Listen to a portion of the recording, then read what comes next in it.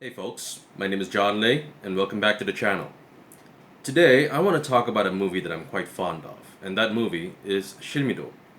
Now, Silmido is not a new movie. It came out back in 2003. So, why am I talking about Silmido now? Well, for starters, it's still a really great movie. And also, this movie deals with a really fascinating chapter of modern South Korean history as well as Cold War history. And I'm really excited to share the story with all of you. Now, Silmido is based on a real historical event that took place between 1968 to 1971, and it is about a group of South Korean commandos that was called Unit 684.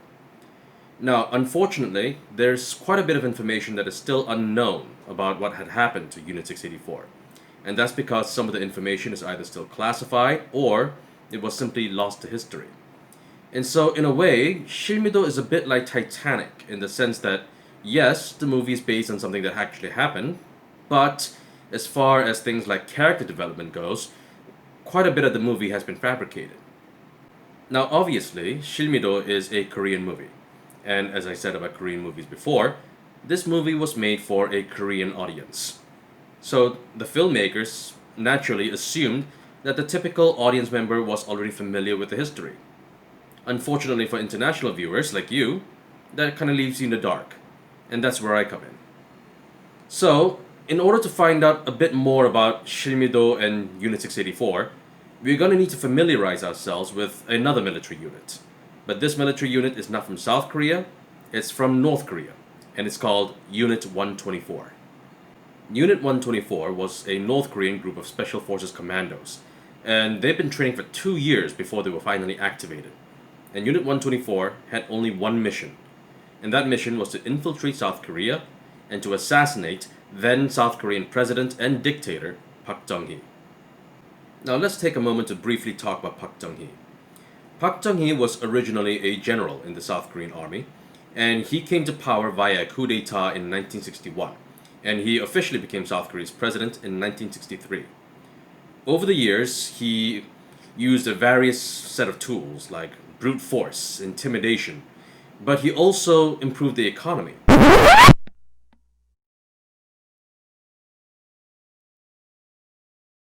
And so by the time 1968 rolled around, Park Chung-hee had already cemented and solidified his hold on power.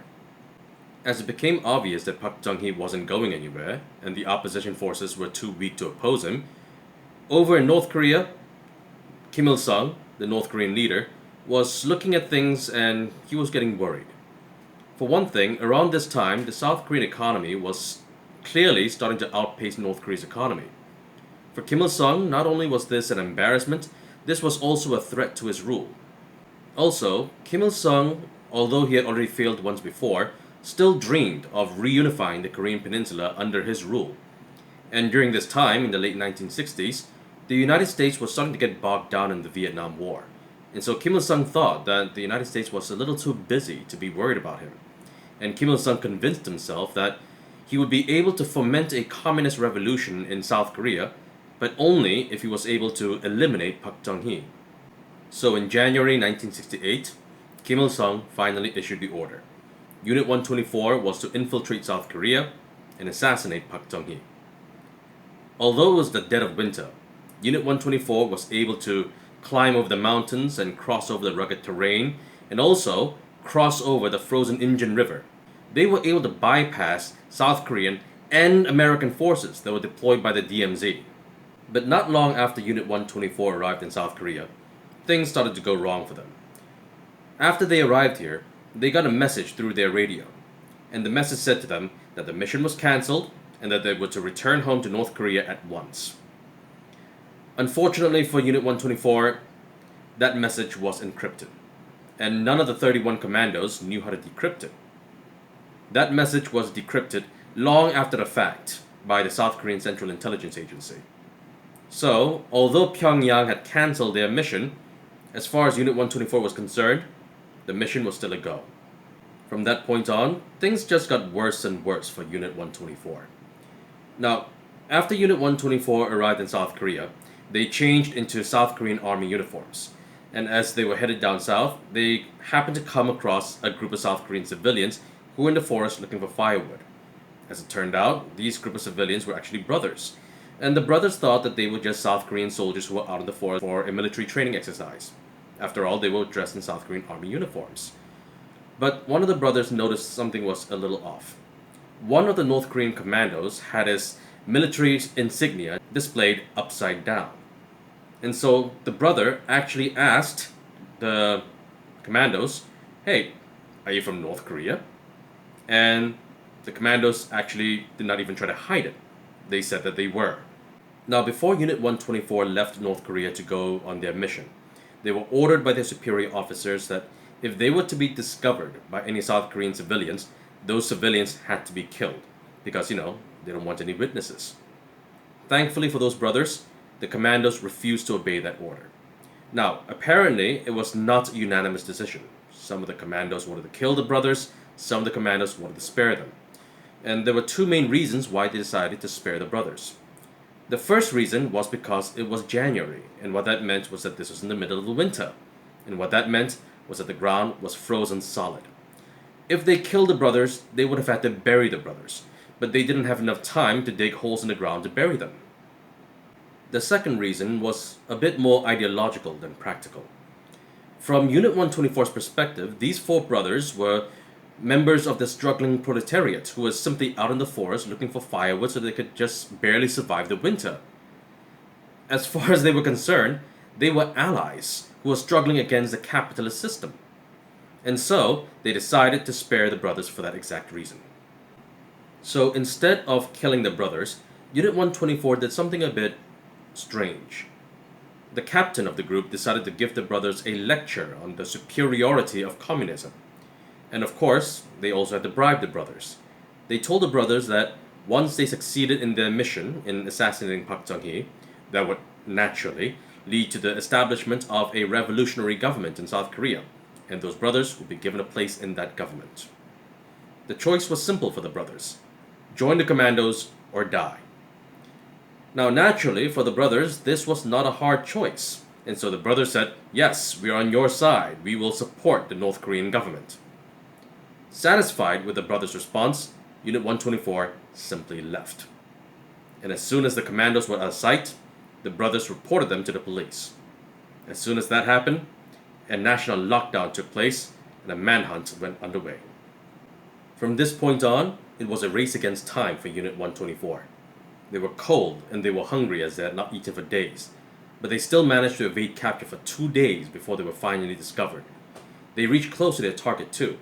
They were about 100 meters, or about 110 yards away from the presidential palace, the Blue House.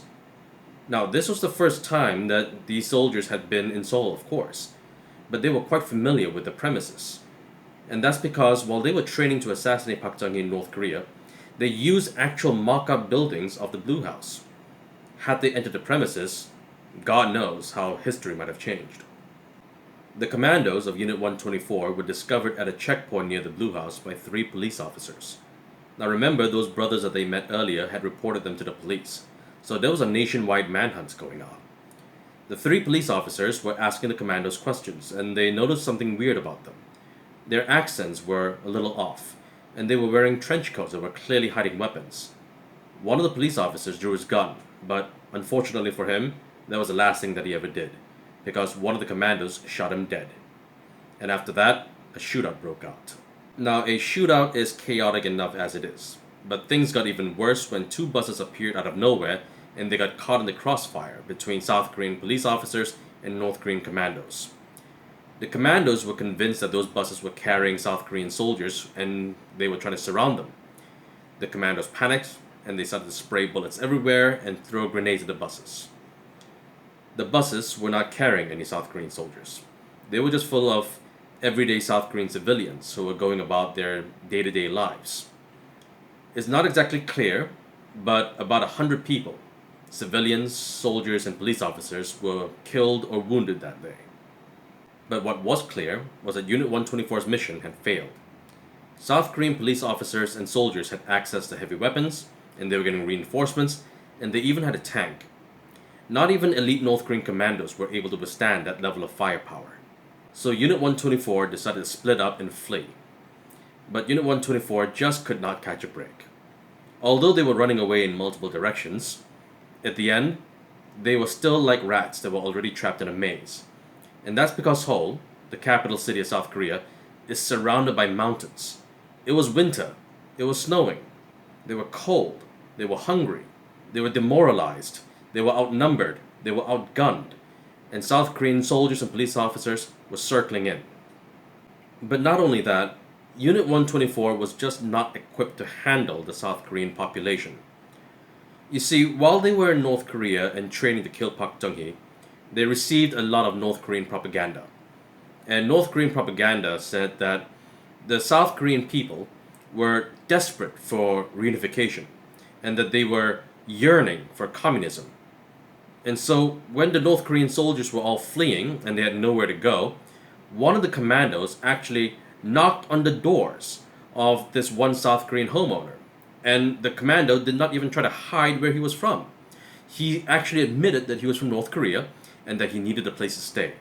This is how ill-equipped that the North Korean commandos actually were.